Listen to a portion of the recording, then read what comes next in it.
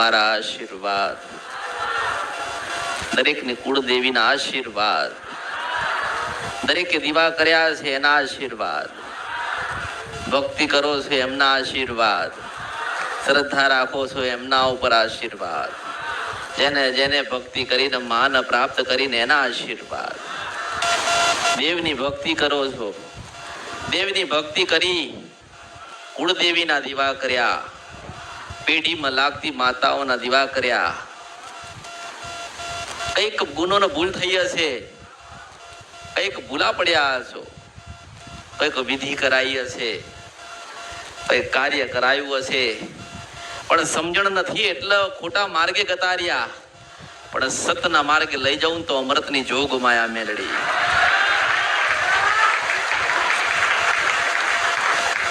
કઈક ને કઈક કોનાથી ને થોડાથી વધારે, કઈક તમારાથી, તમારા વડીલોથી, તમારાથી પોતાથી, તમારા પરિવારથી, તમારી માતાના ગુના થયા હશે. તમને તમારી માને નહીં ગમ્યું હોય એવા તમારાથી કાર્ય થઈ ગયા હશે, જેથી કરીને માનવ મનમાં દુઃખ લાગ્યું હશે. મારી વસ્તી, મારા દીકરા આજે ભૂલા પડી ગયા, ભૂલ કરી, આજે મારા દીકરા, મારી વસ્તી આજે ફરવા મંડી, અલગ અલગ જગ્યાએ જોવડાવા મંડી. કોઈ કે નવું મઠ બનાવવો પડશે તો નવા મઠ બનાયા, કોઈ કે જૂના મઠમાંથી નવા મઠમાં માતાને બેસાડવી પડે, કોઈ કે પોતાના પિતૃ પૂર્વજને હરાઈ દીધા, કોઈ કે નવા દીવા પોતાના માતાના મઠમાં કર્યા. પણ એમ કહું છું કે તમારી માના મઠમાં કોઈ નવા દીવા કરતા નહીં, તમારા દાદા જે મૂકીને ગયા છે ને એને ઓલવવા દેતા નહીં. તમારા વડીલો કદાચ તમારી ચાઉંડ માતા મૂકીને ગયા હોય કે સધી માતા મૂકીને ગયા હોય તો એની ભક્તિ કરાય, એની ભક્તિ કરાય, એની સેવા કરાય, એના લાડ લડાવાય, એના નિવેદ અપાય, એના ધૂપ કરાય, એની આરતી ઉતારાય. બાકી એના પારખાના પ્રમાણ લેવાય. કારણ કે માં છે ને આદિ અનાદિ કાળ યુગો જુગો પેલા માં હતી. તમે નહીં હોય ત્યારે પણ માં હશે. માના પારખા લેશો નહીં, માના લાડ લડાવો. તમે કદાચ એવા પારખા લેશો કે અમારી પેઢીની અંદર કદાચ તું મેલડી હોય કે જોગણી હોય કે સધી હોય કે શિકોતર હોય તો માં આટલું અમને પ્રમાણ હાલ તો અમે તારા દીવા કરીશું. એ તમારી ભૂલ થાય છે. તમે માને યાદ કરો, દીવા નહીં કરો તો ચાલશે, પણ હૃદયમાં બેહાડો. જો હૃદયમાં નહીં બેહાડેલું હોય તો મોટા મંદિરમાં કદાપી નહીં બેહ, અને કદાચ આટલા નાના હૃદયમાં બેહાડી હશે ને તો વિશાળ મંદિરમાં જઈને બેસશે. માં આશીર્વાદ અને કૃપા તો આલશે જ, સાથે સાથે તમને સત્યનો માર્ગ બતાડશે. તમે ભૂલી ગયા છો, કઈક ભૂલ પડે છે તો માં યાદ કરાવશે. માનો પ્રયત્ન સદાય એવો હોય અને મારો પ્રયત્ન સદાય એવો હોય કે તમારી કુળદેવી બોલતી થાય, બોલતી થાય, બોલતી થાય, બોલતી થાય. આજે કદાચ દુઃખ પડ્યું, તમે કદાચ મારી પાસે એ કોઈ અન્ય બીજી જગ્યાએ જોડાવા ગયા, પણ જ્યાં સુધી તમારી માં નહીં બોલે ત્યાં સુધી તમને સંતોષ નહીં થાય. થાય ખરી? જેના ઘરે માં બોલી એને જોવડાવવાનું નથી આવ્યું. માની કૃપાના આશીર્વાદ લેતા આવડવું જોઈએ. મેં તો કઈક ને માના દીવા બતાયા, કઈક ને કુળદેવી બતાવી, કઈક ને એની જોગ માયા બતાવી, પણ એની કૃપા સુધી જઈ શક્યા. કારણ કે માંગણીઓ મૂકી છે એ પૂરી થતી નથી. પૂરી ક્યારે થશે? કે તમારી અંદરની ભક્તિ જાગશે, અંદરનો પરમાત્મા જાગશે, અંદર રહેલી તમારી માં જાગશે અને તમારે જગાડવાનો પ્રયત્ન કરો. માં તો જાગે છે, તમે સૂતેલા છો. મારા શબ્દોનો ગ્રહણ કરજો. કે માને રાજી કરવી હોય તો માને એવું કેવું પડે કે માં તમે અમારા ને અમે તમારા છીએ. કદાચ તમે તમારી કુળદેવીને કદાચ જગાડવાનો પ્રયત્ન કરતા હોય, બોલાવાનો પ્રયત્ન કરતા હોય, આજે ઘણા લોકો એવા ખોટા માર્ગે ગતાર્યા કે કોઈક મંત્ર હશે જેનાથી આપણી માં બોલતી થશે, કોઈક ધૂપ હશે જેનાથી માં પ્રસન્ન થઈને જાગૃત થશે, કઈક વિધિ એવી કરવાની આવતી હશે જેથી કરીને અમારી માં જાગી જાય, અમારા કાર્ય કરે. હું કહું છું ના, કદાચ માની આગળ બેસીને મંત્ર તો ઘણા બધા આવી ગયા. દરેક શાસ્ત્ર ખોલો એમાં મંત્ર મળશે ને. અને મંત્ર મળશે ને મંત્ર લોકો કરે જ છે. નીતિ નિયમ પ્રમાણે લોકો મંત્ર કરે છે, ધૂપ કરે છે, નિવેદ કરે છે, દીવા કરે છે, આરાધ કરે છે. પણ તમારી માં જાગી, કારણ કે કઈક તમારાથી ભૂલ પડે. હું એવું કહું છું કે મહામંત્ર હોય તમારી માને જાગૃત કરવાનો, તો જ્યારે દીવો કરો ત્યારે એક જ આ મંત્ર બોલજો કે માં આ કળિયુગ છે, તમે મારા ને હું તમારી. માં અમે તમારા, તમે અમારા છો. માં હજારો લાખો ને કરોડો ગુના થયા, પણ હે દેવી, હે ભગવતી, હે જોગમાયા, હે ઉમાન પાર્વતી, તું રાજી રહેજે. આ મહામંત્ર છે.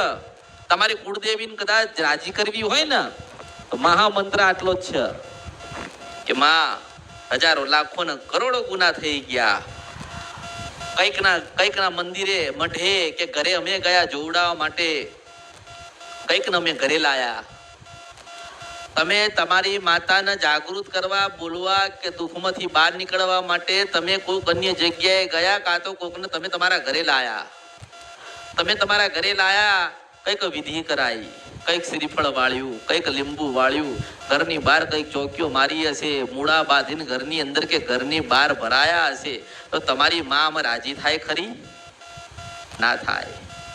જેને કોઈ જોઈ નથી શકતું એને કેવી રીતે પકડી લે, કેવી રીતે કોઈ ચોકી મારી દે, કેવી રીતે શ્રીફળમાં બાંધી દે? જો માને તમારે રાજી કરવી હોય ને માને જગાડવી હોય ને માના દર્શન કરવા હોય ને તો આટલા શબ્દો પકડી રાખજો કે માં તમે અમારા ને અમે તમારા છીએ, તમે મારા ને હું તમારો છું, માં તમે મારા ને અમે હું તારી છું. આટલા ને આટલા આ મોટો શબ્દ છે કે માને દીકરા વાલા હોય, વાલા હશે ને, માને દીકરીઓ વાલી હશે, માએ કઈક સારું કરવાનો પ્રયત્ન કર્યો છે, પણ તમે ભૂલા પડ્યા હશો. પણ એમ કહું છું કે કોઈ મંત્ર નથી, કોઈ તંત્ર નથી, આ કળિયુગ છે. માં છે ને એની વસ્તી ને એનો દીકરો છે. હું લાવી છું કે માને વારંવાર કહેજો કે માં તમે અમારા ને અમે તમારા છીએ. તો તમે કદાચ સવારના સાંજ 5 વખતે તમે કહેશો ને આટલા શબ્દો, આ મહામંત્ર તમે કહેશો ને તો એક દાડો તમારી માં તમને કહેવા આવશે કે બેટા હું તારી તુંય મારો છે. મહામંત્ર બતાવું છું. માને જગાડવી હોય, માને બોલતી કરવી હોય, માં અંદર બેઠી છે. તમે મંદિરમાં ગોતો છો, તમે ફોટામાં ગોતો છો, તમે મૂર્તિમાં જોવો છો. હું એવું કહું છું કે અંદર હૃદયમાં બેઠી છે. જો હૃદયમાં ઓળખાણ નહીં પડે ને તો પછી ઓળખો તો ઓળખાય.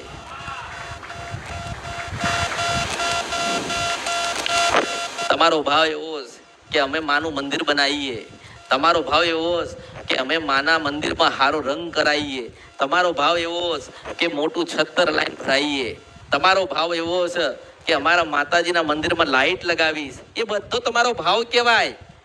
એ તમારો ભાવ કે માં સુધી લઈ જાય. પણ માં ક્યારે રાજી થાય? કોઈ માંગણી ના કરી હોય, કોઈ અશબ્દ બોલ્યા ના હોય, ખોટી સોગન ખાધી ના હોય, માને મેણા માર્યા ના હોય, અને માની આગળ પ્રાર્થના એટલી જ કરી હોય કે માં તું રાજી રહેજે, રાજી રહેજે, રાજી રહેજે, રાજી રહેજે ને રાજી રહેજે. એટલે માં એવું કે મારો દીકરો જ્યારે મારા માટે કંઈક ભક્તિનો માર્ગ ખોલે છે અને ભક્તિના માર્ગે જાય છે, તારા આટલા શબ્દ બોલે છે કે માં તું રાજી રહેજે, એટલે મારે રાજી થવું જ પડશે. તમારા ઘરે તમારા દાદાની માં બેઠી હશે ને, કોઈ ખોડિયાર લઈને બેઠ્યું હશે, કોઈક મેલડી લઈને બેઠ્યું હશે. હું એવું કહું છું કે રિહાઈ ગયેલી છે. એનો બધાએ કીધું કે રિહાઈ ગયેલી છે, બોલતી નથી, એનું દુઃખ છે, તો એને મનાવવા માટે કોઈ નહીં આવે. એના માટે કોઈ મનાવવા આવશે? એને મનાવવા તો એની વસ્તી મનાવી લે, એને મનાવવા તો એની દીકરીઓ મનાવી લે, એને મનાવવા તો એના દીકરા મનાવી લે, એને મનાવવા ખોળો નાખીને તો વહુઓ મનાવી લે.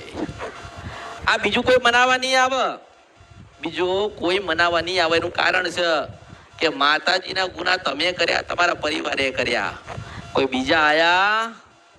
તમારા દાદાઓ 10 વીઘા જમીન મૂકીને મરી ગયા છે, તો ભોગવટો તમારો છે ને. તો તમારા દાદા માનો ગુનો કરીને ગયા, તો એ પાછી સજા તમને મળશે.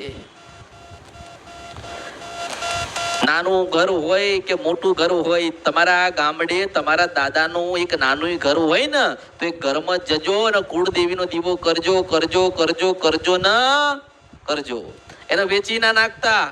માં ત્યાં બેઠી છે, કાલે 50 વાર ભાઈ પાછી ઊભી થઈને કહે છે કે બેટા મારું ઘર તો મારું તો બધું વેચાઈ ગયું. કારણ કે ઘર વેચાયું એટલે ઘરમાં મંદિર હોય એટલે વેચાઈ જાય, ઘરમાં ફોટો હોય તે બીજાનો થઈ જાય. ક્યારે કે તમે વેચી નાખ્યું અને તમે કંઈક લેવા ના રહ્યા ને એટલે માં આપણી રજડતી થઈ. આજે માણસો જોવડાવે છે ને એનું કારણ છે કે એની માં રજડતી થઈ ને એટલે માણસો રજડતા થયા.